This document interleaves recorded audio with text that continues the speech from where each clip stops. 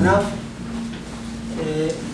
jaallattoon baay'ee asooftee ani guyyaa umurra laachisee waan tokko isin dhaamu barbaada.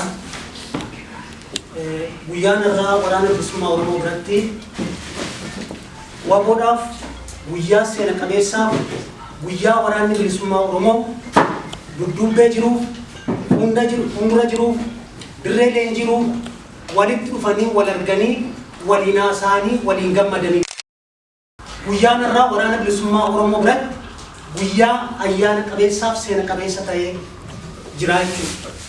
Yeroo kana isin jedhu yeroo ayyaana uummati keenya ni biyya keessa jiru nyaatee dhugee ittiin gammadee wal waamee ollaasaa waamee bilisummaa Oromoo immoo ayyaanni keenya torbee kana har'a maal gochuu qabna jedhee dhaqee diina isaarratti tarkaanfii fudhatee injifannoodhaan gala sakaan of biraan bisee dhufaa jechuudha. Akkuma miilli lalisee dirree qabsootti hafee inni kaan wareegame achitti hafaa jechuudha. Kanaaf waraanni keenya waraanni uummata Oromoodhaa guyyaa har'aa kana guyyaan inni itti wareegama kaffalee wareegama sana akka gammachuutti walii ibsee itti walitti dhufee wal gammachiisee waliin ooludha jechuudha. Waraana jechuun waraana bilisummaa Oromoo kana akkamitti waraana ta'u isa jedhu irraa osni tuttuqachuudha. Waraana ta'uun kun dammaqiinsa siyaasaa kee akka itti qabdutti ilaalamee dirree leenjii deema. Dirree leenjii kana keessaa baatee akka dandeettii keetti addi bilisummaa Oromoo inni si hogganu akka dandeettii keetti si ramadaa jechuudha. Dandeettii kee kanaaf waadaatti seentee qawwee qabattee lafee qabattee itti kakattee amma lubbuun koo biyya lafaa kanarra jirutti saba koof nan tajaajila jetteetu waadaatti seentu. Uummata Oromoo waadaan itti seentu kun kan eenyuuti kan nama tokko yookaan kan ganda kee yookaan kan godina keetii tun taane waadaan atarra fudhatu waadaa uummata Oromoo miliyeenii gara 40 gara 60 siqaa deema. Bara qabsoo keessa ture miliyeenii 30 jedhu amma gara 60 siqeera. Waadaa saba kana hundumaa dubbatti baadhatteetu qabsoo wareegama lubbuu kee kan jijjiirraa hin qabne tokkittiisan lubbuu kee saba keef kaffaluuf ittiin deemtaa jechuudha. Guyyaan waraana bilisummaa Oromoo waadaa itti seenee saba isaaf wareegama lubbuu isaatti kaffalu waraana bilisummaa Oromoo jechuun kan waraanni kun erga waadaa seenee dirqama inni fudhatee socho'u qajeelfama sii kennamu shakkii tokko malee mormii tokko malee dirqama sitti kennamu wareegama akkasii kaffali jennaan lakki amma oolan dhaqasa jedhan miti walgahii akkasii kottu sadanii asii wal kadhatanii dara walgahii jira jedhan miti lakki akkas godhi godhi dirqama lammummaatii dirqama sabaatii hin deemta wareegamu jedhanis wareegamta yoo carraa kee ta'e wareegdee dhufta yoo kan wareegamtee dirqama keessan raawwattee dhufta jechuudha. Waraanni bilisummaa Oromoo kun qabsoon inni godhu kallattiidhaan qabsoo tokko qofaa miti. Diina isaa kan isa dura dhaabbatee saba isaa cunqursaa jiruuf ajjeesaa jiru saba isaa hidhaa jiru dararaa jiru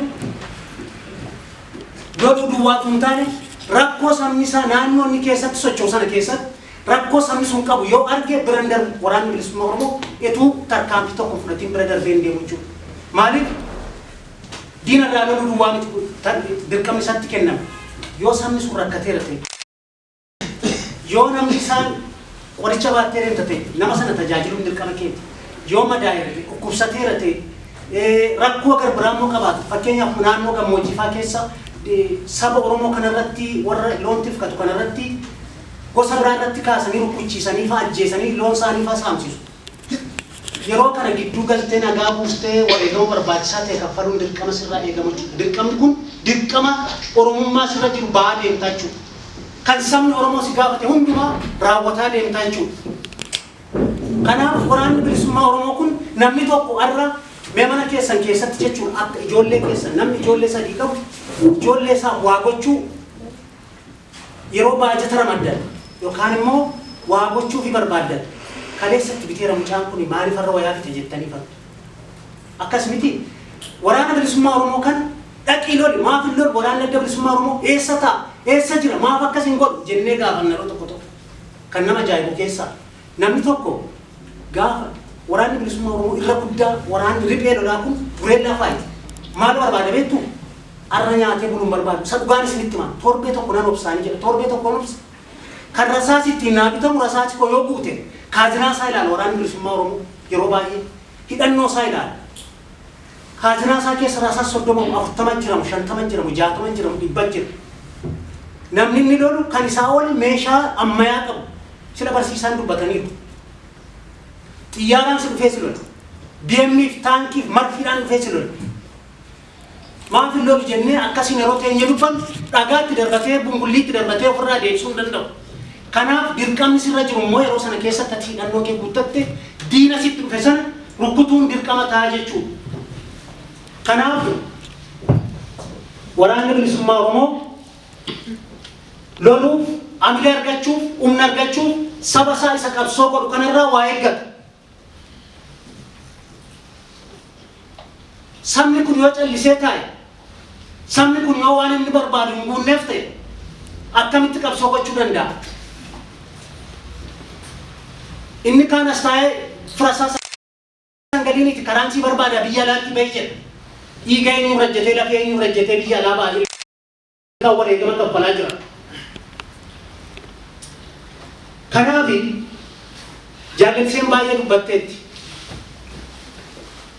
Yeroo tokko uummanni keenya biyya alaa jiru kun gaaffiin inni nama gaafatu waraanni bilisummaa Oromoo eessa jira? Meeqatu jira? Maal hojjetaa jira? jedhee nama gaafata jechuudha.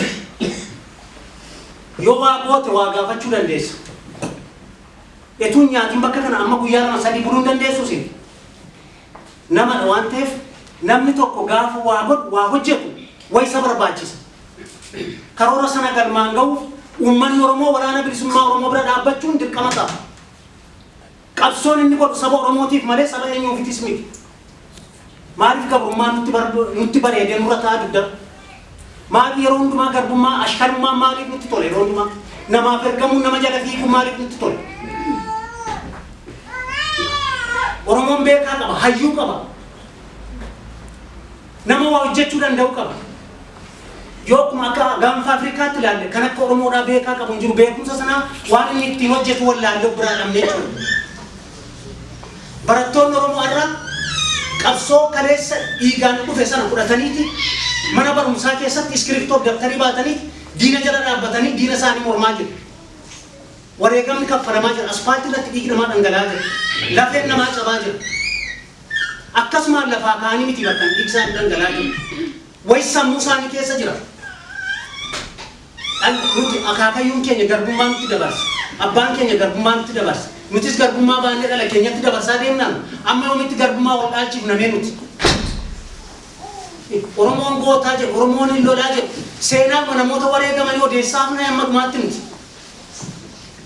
Har'a maaf gootan taanu nuti, maaf har'a wareegaman kaffale. Dhaqaa lolaa namni isin hin jedhu jiru, biyya Awurooppaa keessa warra jiran kanaan dhugaan isin hin jedhan. Wareegamni nu kaffaluu dandeenyu, kan nu gochuu dandeenyu as keessa ni jira. Inni jalqabaa tokkummaadha barbaachisaan. Obboleettiin koo baay'ee irraa soofte jaallalisa. Tokkummaadha. Waa'ee nama 2-3 as keessa deemnee haasaa ooluun inni faashinii isaa fedhatiisa. Amma kan nuti odeessuu qabnu, kan nuti haasa'uu qabnu, kan nurratti mari'achuu qabnu tokkummaa ilmaan Oromoo yoo tokko taane waan hundumtuu as dhiyoo jira. Yoo tokko hin taane immoo waan barbaannu hundumaan argannu. Waan fakkeenyaaf biyyi namaa kun biyya namaa akka ta'e yaadachuun barbaachisaa ta'a. Yeroo gabaabaa keessatti Saawuz Afrikaa irratti uummata naannoo biraarraa dhaqanii achi jiraatan tarkaanfii irratti fudhatamaa jiru argitu suuqii irra cabsanii mootummaa wajjin saamaa akka jiran. Boor kun nurras ga'uu danda'a. Biyyi kun biyya dimokiraasiiti jennee biyya keenya isa qabnu sana irraanfannee asitti of gannee biyya Ingilizii irra maaltu irratti dhufa jennee of dagachuun hin ta'u saba Oromoo. An dhugaa walitti himna. Boor itti galmi keenya biyyi Oromiyaa sana. Bakki ni jiraannu biyyi Oromiyaa sana. Etuu bilisummaa qabaanne, etuu firiidoomii qabaanne, biyya keenya dhufnee biyya kana keessatti dhufnee garbummaa lammaffaa baannee teenyechaa. Waraanni bilisummaa Oromoo kan sochii godhu, kan laga bulu, kan bokkaa keessa bulu, kan rooba keessa bulu. Akkuma nam tokkoo namni achi jiru sun yoo argitaniitu ta'e nama barate, nama waa hojjechuu danda'u. Dookteroota meeqa jira? Namni laafaan qabsoo bilisummaa Oromoo dhaqu nama beekaa fudha kaachii dhugaa walitti himu. Namni irra wareegama kaffalaa jiru qawwee baatee jiru. Ati wallaalaadha nana jajju jedhaan jiru dhugaan walitti himna. akka dhufeen qawwee isaa fannifatee inni lolaa jiru kufee kuffiisaa jiru amma yoonaan nama baratee wajjin biyya naa dhufuu silma danda'a ture. Garuu garbummaa kana baadhee garbummaa lammaffaa dhaqan biyya namaatti ashkaree ta'een jiraatu qabsoo uummata Oromoo naa wayyaa jedha. Dhugaa inni kaan carraa ittiin deemu dhabee fa'aa dhufuu danda'a.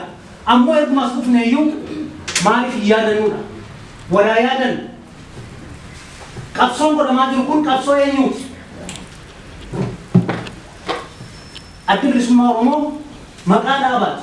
Waraanni bilisummaa Oromoo garuu kan uummata Oromooti. Kan nama tokkoo miti. Kuyyoo biyyu sammuu keenya keessaa jiraatan kan isin himuu barbaadu.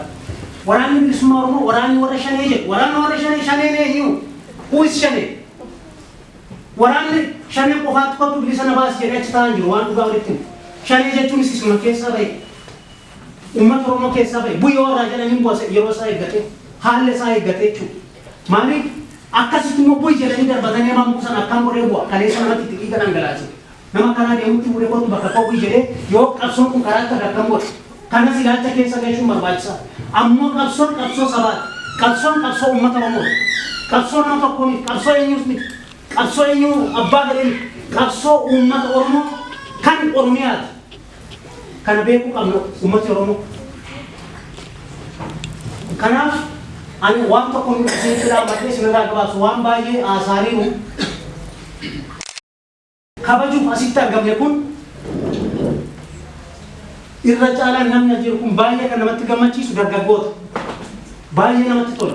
Maaliif dargaggeessi yeroo akkas walgahii irratti baay'atu udduduubeen isaa maal ta'a abdii qabaa jechuudha. Adaraa kana kan fuudhu dargaggeessa kana. Dargaggeessaaf dargaggeettii. Kanaaf dhaamsan isinii dhaamnu biyya faranjii kana keessa deemtanii seenaa keessan hin dagatina. Eenyummaa keessanis wallaalina. Saba Oromoo akka taates of hin dagatin. Maaliif boorasitti horuu dandeessaa mucaa argachuu dandeessaa mucaa keetti seenaa nuti himtu seenaa faranjiitti hin taane seenaa Oromoo ta'uu qaba. Faashiniin biyya lafaan darba seenaa isan dabarre sana qabannee ittiin haasochoonu. Seenaa saba keenyaa haa yaadan. Ummati keenya irra maal keessa jira jennee haa yaadan. Jaalaliseen sila waa dubbattee